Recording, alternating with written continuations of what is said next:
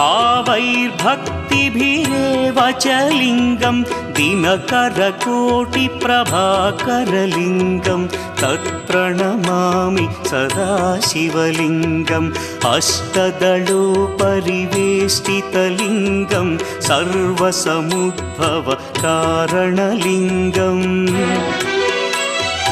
अष्टदरिद्र्यविनाशनलिङ्गं तत्प्रणमामि सदा शिवलिङ्गम्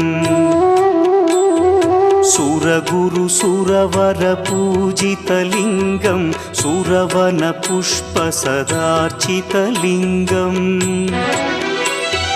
परमपदं परमात्मकलिङ्गं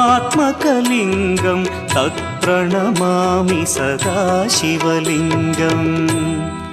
लिङ्गाष्टकमिदं पुण्यं यः पठेच्छिवसन्निधौ